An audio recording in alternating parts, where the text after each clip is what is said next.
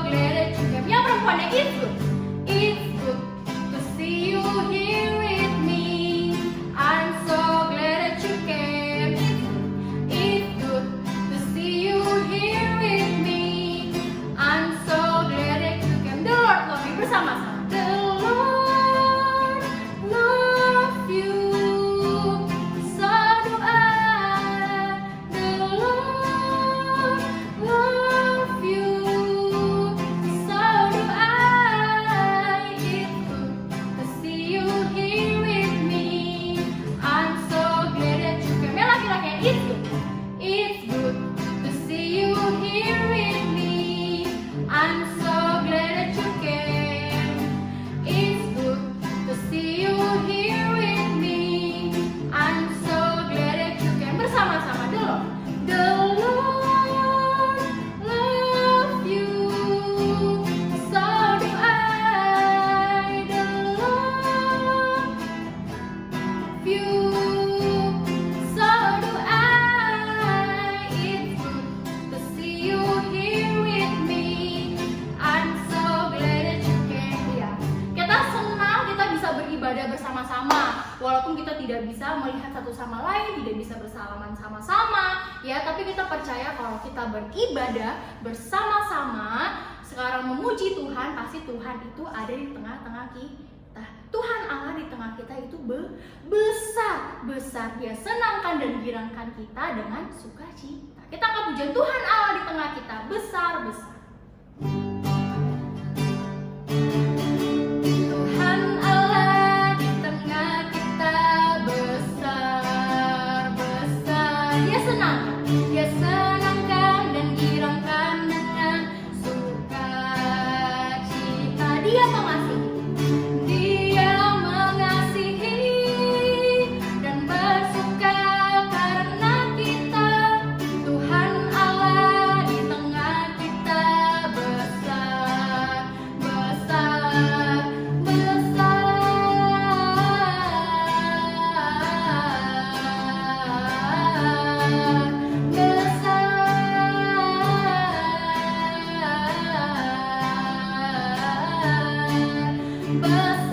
Iya, Tuhan Allah di tengah kita itu besar.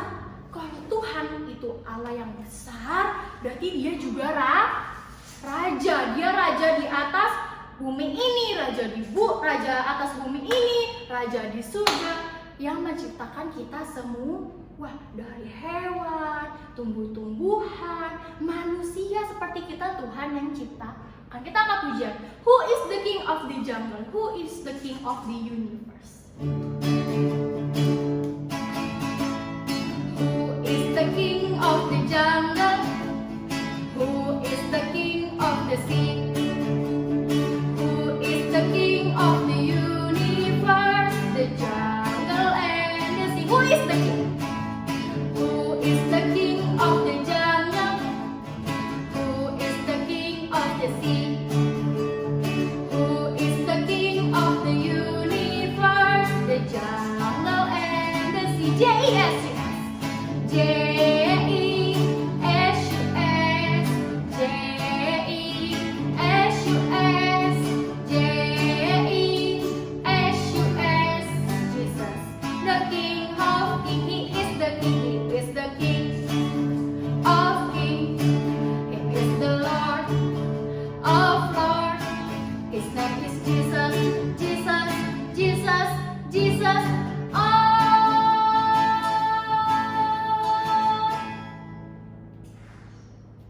He is the King. Iya, who is the King? Tuhan Yesus kita adalah raja di atas semuanya. Ya, dia yang menciptakan semuanya. Jadi dia adalah raja di atas semesta. Kita mau memberikan persembahan.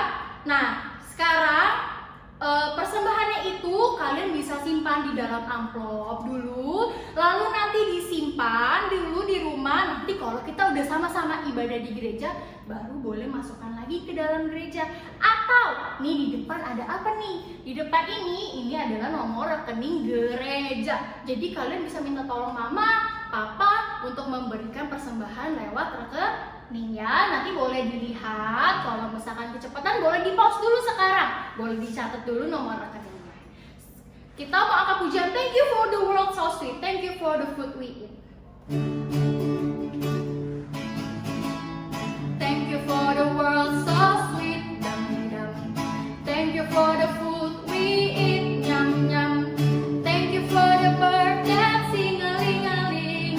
Thank you God for everything. Thank you for the world so sweet. Thank you for the food we eat. Nyam nyam. Thank you for the bird that sing a ling a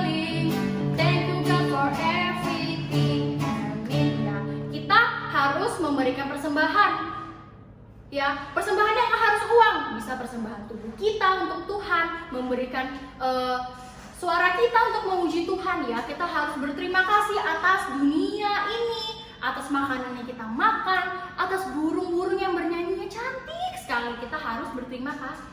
Terima kasih. Sekarang Cici mau undang kalian semua untuk bernyanyi dengan sungguh-sungguh. Kita mau mendengarkan firman Tuhan. Kita angkat pujian Yesus, Allah yang setia. Dia adalah Allah yang setia, yang selalu bersama-sama dengan kita. Semuanya sikap sungguh-sungguh. Lipat tangan dan tutup mata. Yesus, Kau telah memulai segala yang baik dalamku. Segala yang baik dalamku. Engkau menjadikanku serupa gambaranmu dan berharga di matamu. Yesus, Kau telah Yesus, Kau telah memulai karya yang mulia dalamku. Karya yang mulia dalamku. Kau berikan hidupmu sebagai ganti dosaku. Karena kasih-Mu padaku, sekarang ku memuji-Mu, Allah yang setia. Sekarang ku memuji-Mu, Allah yang setia, yang tak pernah meninggalkan perbuatan tangan-Mu. Sekarang ku menyembah-Mu, Allah yang mulia, sempurnakan hidupku agar indah bagimu. Semuanya lipat tangan dan tutup matanya, mari kita berdoa. Semuanya lipat tangannya dan tutup matanya, mari kita berdoa. Ya Tuhan, terima kasih Tuhan telah memimpin ibadah kami. Kiranya Tuhan berkenan atas puji-pujian kami. Sebentar kami mau mendengarkan firman Tuhan. Kiranya Roh Tuhan, Roh Kudus berbicara kepada kami, sehingga kami boleh mengerti, menyimpan, serta melakukannya. Di dalam nama Tuhan Yesus kami berdoa. Amin. Selamat siang adik-adik, kita akan mendengarkan firman Tuhan. Sebelumnya mari kita bersatu di dalam doa. Bapa kami di surga, kami mau mendengarkan firman Tuhan hari ini. Tuhan yang mengetahui bagaimana hati kami masing-masing, adik-adik yang di rumah dan yang mau mendengarkan firman Tuhan, mau belajar tentang firman Tuhan, mau mengetahui kehendak Tuhan, mau mempelajari tentang Yesus Kristus. Kiranya Tuhan yang memimpin setiap dari kami untuk bisa mengerti pembelajaran firman Tuhan hari ini. Kami serahkan pikiran kami, hati kami ke dalam tangan Tuhan. Biarlah Tuhan berkenan kepada kami berbicara melalui firman Tuhan hari ini.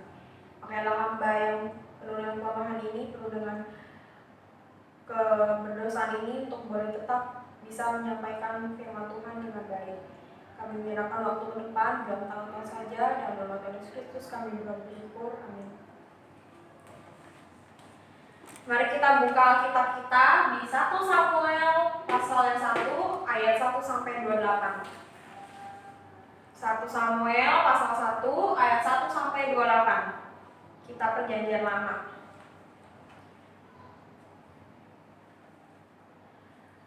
Selama beberapa minggu ke depan dan 2 minggu yang lalu, kalian sudah membahas tentang cara beribadah kepada Tuhan melalui apa?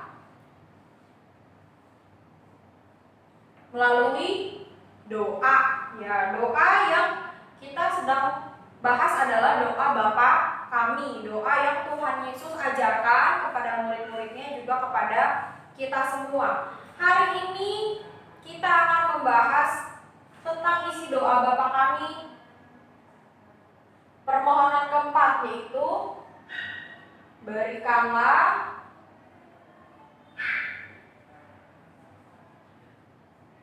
kepada kami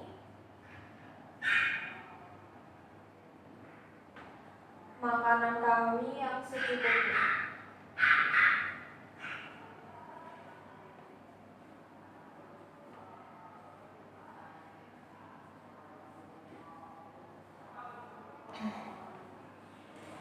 Kita melihat salah satu bentuk nyata daripada kebergantungan kita terhadap Tuhan dalam satu kisah dari seorang wanita yang merasakan kesedihan dan membawa sedihnya itu, keinginan dia itu kepada Tuhan, membawanya di dalam doa. Mari kita buka di 1 Samuel 1 ayat 1-8. Kita akan baca bersama-sama. Dimulai dari ayat 1 sampai 8, kita bergantian. Ayat 1 Cici, ayat 2 kalian, kita bergantian sampai ke ayat 8. 1 Samuel 1 ayat 1 sampai 28. Lahirnya Samuel. Ada seorang laki-laki dari Ramathaim Zofim, dari pegunungan Efraim, namanya Elkanah bin Yeroham bin Elihu bin Tohu bin Zuf, seorang Efraim. Orang ini mempunyai 2 istri, yang seorang bernama Hana dan yang lain bernama Penina. Penina mempunyai anak tetapi Hana tidak. Orang itu dari tahun ke tahun pergi meninggalkan kotanya untuk sujud menyembah dan mempersembahkan korban kepada Tuhan semesta alam di Silo. Di sana yang menjadi imam Tuhan ialah kedua anak Eli, yaitu Hofni dan Pinehas. Pada hari Elkanah mempersembahkan korban, diberikannya lah kepada Penina istrinya dan kepada semua anaknya yang laki-laki dan perempuan masing-masing sebagian. Meskipun ia mengasihi Hana, ia memberikan kepada Hana hanya 1 bagian, sebab Tuhan telah menutup kandungannya. Tetapi madunya selalu menyakiti hatinya supaya ia gusar, karena Tuhan telah menutup kandungannya. Demikianlah terjadi dari tahun ke tahun. Setiap kali Hana pergi ke rumah Tuhan, Penina menyakiti hati Hana sehingga ia menangis dan tidak mau makan. Lalu Elkanah suaminya berkata kepadanya, Hana, mengapa engkau menangis dan mengapa engkau tidak mau makan? Mengapa hatimu sedih? Bukankah aku lebih berharga bagimu daripada 10 anak laki-laki? Ya, hari ini kita akan membahas satu wanita, yaitu siapa? Ya, Hana. Hana ini adalah ibu dari Nabi Samuel ya. Hana ini merupakan istri dari laki-laki bernama Elkanah. Elkanah yang berasal dari suku Efraim. Elkanah ini mempunyai 2 orang istri.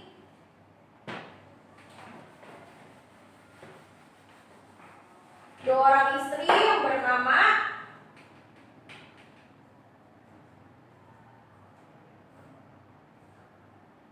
Hana dan Penina. Waktu zaman dulu itu merupakan hal yang tidak asing ya kalau seorang laki-laki mempunyai 2 istri. Nah, saat itu kondisinya Penina ini mempunyai banyak anak, tetapi Hana tidak memiliki anak sama sekali ya.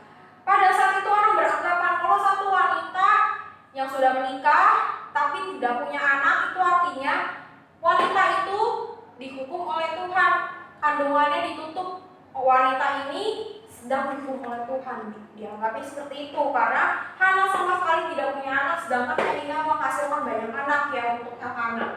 Nah, setiap tahun keluarga ini pergi bersama-sama ke kemah pertemuan yang berada di Silo. Mereka ini berasal dari kota Rama ya. Jadi dari Rama mereka selalu pergi ke Silo untuk menyembah Tuhan ya. Nah, setiap dalam perjalanan ke Silo ini, Penina selalu mengejek Hana. Ya tentu saja diejek mengenai kamu punya anak, aku punya anak, kamu gak punya anak gitu ya. Selalu diejek. Dan dari tahun ke tahun selalu terjadi demikian sehingga Hana menjadi sangat sedih ya karena dia tidak punya anak, terus dia selalu disakiti melalui kata-kata oleh Penina ya. Dan satu kali Hana menangis terseduh-seduh ya sampai dia tidak mau makan saking sedihnya, saking hancurnya hatinya karena dia masih belum punya anak. udah menikah dengan Elkana, dia masih tidak punya anak dan selalu diejek oleh Penina. Nah, sekarang kita baca ayat ke-9 sampai 13. Kita baca bergantian, ayat 9 Cici, 10 kalian, 3 sampai ke 13 kita bergantian. Pada suatu kali setelah mereka habis makan dan minum di Silo, berdirilah Hana, sedang Imam Eli duduk di kursi dekat tiang pintu bait suci Tuhan. Dan dengan hati pedih, ia berdoa kepada Tuhan sambil menangis terseduh-seduh. Kemudian bernazarlah ia, katanya, Tuhan semesta alam, jika sungguh-sungguh Engkau memperhatikan sengsara hamba-Mu ini dan mengingat kepadaku dan tidak melupakan hamba-Mu ini, tetapi memberikan kepada hamba-Mu ini seorang anak laki-laki, maka aku akan memberikan dia kepada Tuhan untuk seumur hidupnya, dan pisau cukur tidak akan menyentuh kepalanya. Ketika perempuan itu terus-menerus berdoa di hadapan Tuhan, maka Eli mengamat-ngamati mulut perempuan itu. Dan karena Hana berkata-kata dalam hatinya dan hanya bibirnya saja bergerak-gerak, tetapi suaranya tidak kedengaran, maka Eli menyangka perempuan itu mabuk. Ya, jadi suatu hari ketika mereka selesai makan dan minum di Silo, berdirilah Hana, ya, sedang ada satu imam yang bertugas di tempat itu, yaitu Imam Eli, ya. Waktu itu Imam Eli adalah imam yang bertugas di kemah pertemuan di Silo. Dia melihat Hana dengan hati yang pedih. Hana saat itu datang berdoa kepada Tuhan. Apa sih yang dia doain? Di ayat 11 dikatakan kalau dia berdoa tentang meminta keturunan kepada Tuhan. Dia sungguh-sungguh meminta kepada Tuhan mau punya keturunan, mau punya satu anak. Dia berjanji kalau anak itu sudah lahir, dia mau berikan anaknya untuk menjadi pelayan Tuhan. Tapi Hana berdoa dengan tidak mengeluarkan suara, sehingga Imam Eli yang melihatin Hana lagi komat-kamit, ya, mulutnya cuma komat-kamit tapi nggak ada suara, dikirain Hana ini sedang mabuk karena habis makan dan minum, ya, dikira mabuk anggur, ya. Sehingga di ayat 13 Imam Eli menyangka perempuan itu sedang mabuk. Coba kita baca selanjutnya ayat 14 sampai 18. Lalu kata Eli kepadanya, berapa lama lagi engkau berlaku sebagai orang mabuk? Lepaskanlah dirimu daripada mabukmu. Tetapi Hana menjawab, bukan tuanku, aku seorang perempuan yang sangat bersusah hati. Anggur ataupun minuman yang memabukkan tidak kuminum, melainkan aku mencurahkan isi hatiku di hadapan Tuhan. Janganlah anggap hambamu ini seorang perempuan dursila, sebab karena besarnya cemas dan sakit hati, aku berbicara demikian lama. Jawab Eli, pergilah dengan selamat, dan Allah Israel akan memberikan kepadamu apa yang engkau minta daripadanya. Sesudah itu, berkatalah perempuan itu, biarlah hambamu ini mendapat belas kasihan daripadamu. Lalu keluarlah perempuan itu, ia mau makan, dan mukanya tidak muram lagi. Ya, lalu Imam Eli menghampiri Hana yang sedang berdoa, dibilang, berapa lama lagi kamu akan berlaku seperti ini, seperti orang mabuk? Ya, dia bilang, kamu mau sampai kapan terus-terusan berlaku tidak baik seperti ini, seperti orang mabuk yang komat-kamit doang, ya. Imam Eli menyarankan untuk Hana melepaskan diri daripada mabukmu itu. Tetapi Hana menjawabnya, aku tidak mabuk. Hatiku ini sangat sakit, sangat sedih. Aku sedang berdoa kepada Tuhan. Aku sedang mencurahkan isi hatiku kepada Tuhan. Jangan anggap saya perempuan dursila, sebab saya ini sedang merasakan cemas, rasa sakit hati yang sangat mendalam. Dan saya ini sedang berdoa memohon kepada Tuhan. Lalu Imam Eli menghiburkan hati Hana, ya, dia bilang, pergilah dengan selamat. Allah akan memberikan kepada kamu apa yang kamu minta. Sesudah itu Hana bilang, ya sudah, biarlah saya mendapat belas kasihan daripadamu. Lalu Hana ini keluar dan akhirnya dia mau makan dan mukanya tidak muram lagi, ya. Tadinya dia datang kepada Tuhan dengan hati yang sangat sedih, muka yang sangat muram pastinya ya, orang lagi sedih mana mungkin senyum-senyum ya. Setelah dia mendengarkan perkataan daripada Imam Eli, dia menjadi sedikit terhibur ya. Dia mau kembali makan lagi. Lalu di ayat 19 sampai 23 kita baca bergantian. Ayat 19 Cici, 20 kalian, kita bergantian sampai ayat 23.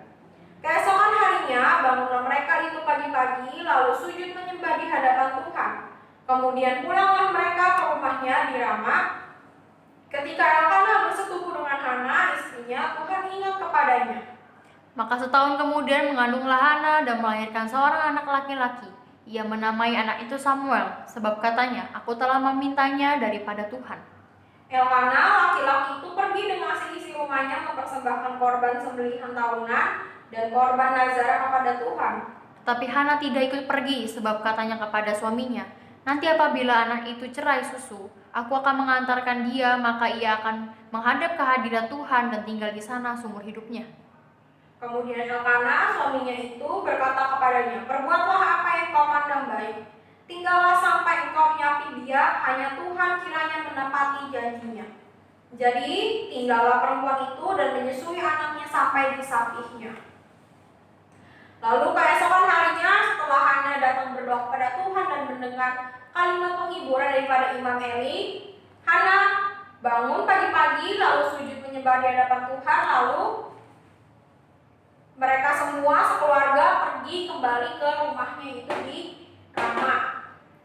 Ketika di dalam perjalanan itu mereka bersetubuh dan setahun kemudian Tuhan mengingat Hana sehingga Hana menjadi mengandung ya, di ayat 20 katakan Hana mengandung 1 tahun kemudian setelah hari itu ya, dan mengandung seorang anak laki-laki. Setelah lahir anak laki-laki itu dinamai siapa? Samuel ya. Apa arti nama Samuel itu? Artinya itu dia yang datang dari Tuhan ya. Dia berkata, aku menamai dia Samuel karena aku yang telah memintanya daripada Tuhan. Hana yang telah meminta kepada Tuhan dengan hati yang sedih saat itu, dan Tuhan mendengarkannya ya. Lalu di ayat 21, di tahun itu kembali satu keluarga itu pergi ke Silo untuk mempersembahkan korban bakaran tahunan kepada Tuhan. Tetapi Hana saat itu tidak ikut. Dia bilang, nanti saja aku datang dengan membawa anak aku. Ketika kira-kira mungkin umur 3 tahun, Samuel baru dibawa ke kemah di hadapan Tuhan. Lalu kita baca ayat 24 sampai 28. 24 Cici, 25 kalian, kita bergantian sampai 8. Setelah perempuan itu menyapi anaknya, dibawanya lah dia dengan seekor lembu jantan yang berumur 3 tahun, 1 eva tepung dan sebuyung anggur, lalu diantarkannya ke dalam rumah Tuhan di Silo. Waktu itu masih kecil betul anak-anak itu. Setelah mereka menyembelih lembu, mereka mengantarkan anak-anak itu kepada Eli. Lalu kata perempuan itu, mohon bicara tuanku, demi tuanku hidup, akulah perempuan yang dahulu berdiri di sini dekat tuanku untuk berdoa kepada Tuhan. Untuk mendapat anak inilah aku berdoa, dan Tuhan telah memberikan kepadaku apa yang kuminta daripadanya. Maka aku pun menyerahkannya kepada Tuhan, seumur hidup terserahlah ia kiranya kepada Tuhan. Lalu sujudlah mereka di sana menyembah kepada Tuhan. Setelah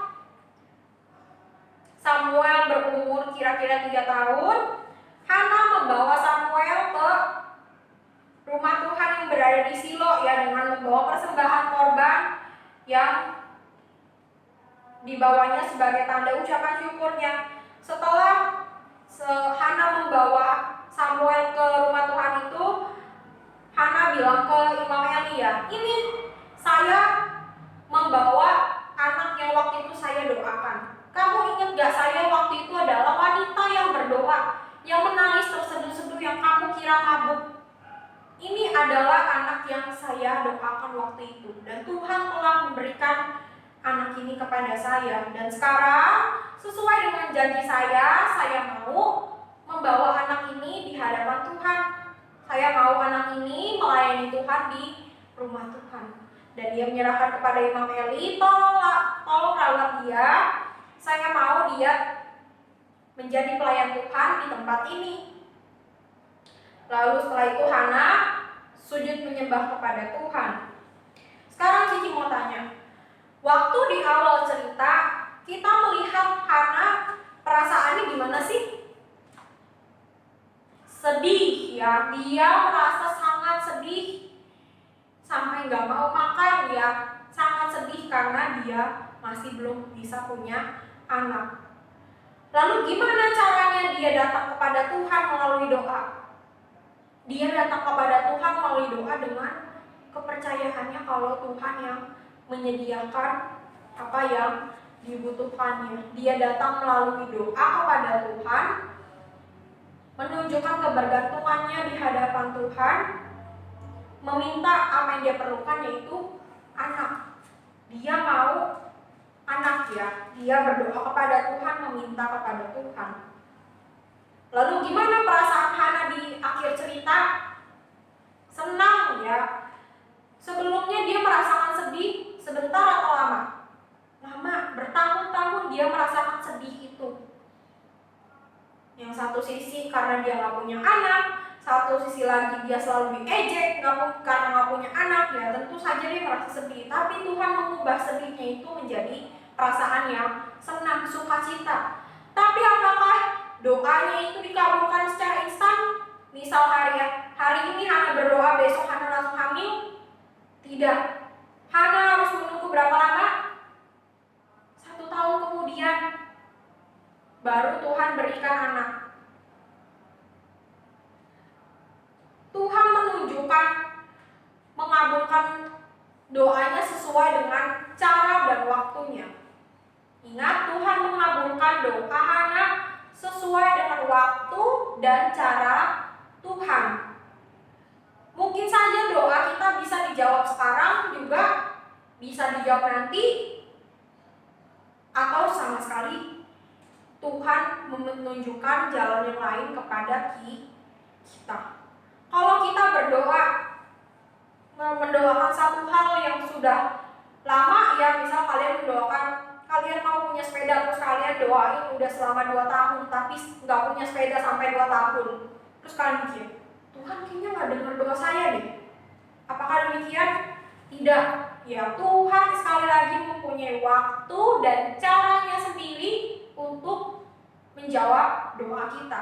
Dia tahu apa yang kita butuhkan, dia tahu apa yang kita perlukan. Tuhan yang menyediakannya. Oleh karena itu di dalam doa Bapa kami, Tuhan mengajarkan kita untuk bergantung melalui kalimat ini. Berikanlah kepada kami makanan kami yang secukupnya. Menunjukkan kita percaya Tuhan yang mencukupkan apa yang kita perlukan. Mungkin saja kita menginginkan satu hal dan kita memintanya kepada Tuhan, tapi Tuhan tidak segera memberikan kepada kita. Mungkin itu bukan yang terbaik untuk kita. Tuhan mempunyai waktu dan caranya sendiri untuk memberikan apa yang kita butuhkan. Sama seperti yang Hana lakukan ya. Kita mau belajar percaya ketika hati kita sedih, kita percaya datang kepada Tuhan melalui doa. Sekarang coba kalian buka di Matius pasal 7 ayat 7.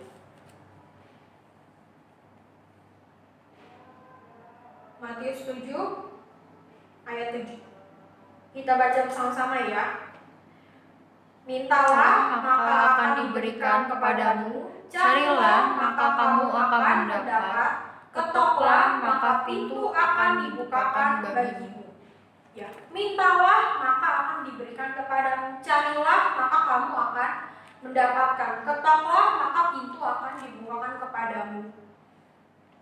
Ini akan menjadi hafalan kita yang yaitu di Matius pasal 7 ayat 7.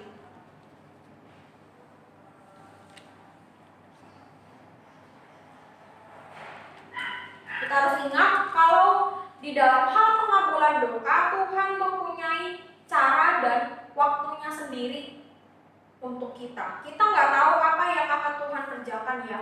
Bahkan yang di luar nalar kita, di luar akal kita, mungkin saja itu bisa terjadi. Itulah rencana kedaulatan daripada Tuhan. Tuhan yang berdaulat atas hidup kita semua, saya dan kalian semua yang ada di rumah. Mari kita coba bersama-sama mulai bergantung kepada Tuhan. Walaupun kita tidak mengerti, tapi kita bisa memohon Tuhan, tolong beri saya kepercayaan untuk selalu bisa bergantung kepada Tuhan. Saya percaya waktu dan cara Tuhan adalah yang terbaik di dalam hidup saya. Mari kita bersatu di dalam doa. Bapa kami di surga, kami mengucapkan syukur kalau Tuhan adalah Allah yang menyediakan kebutuhan umatnya yang setia. Kami mau hidup bergantung kepada Tuhan di dalam segala sesuatunya. Di dalam apa yang kami makan, apa yang kami minum, apa yang kami pakai, kami mau bergantung kepada Tuhan. Ajarlah kami untuk selalu beriman dan percaya kalau Tuhan adalah Allah yang hidup, yang menyediakan segala sesuatunya bagi kami. Ajarlah kami untuk mau taat, mengikuti rencana dan waktu yang Tuhan sediakan untuk segala sesuatunya dalam hidup kami. Tuhan tolong pimpin kami anak-anak-Mu. Hanya dalam nama Tuhan Yesus Kristus kami berdoa bersyukur. Amin.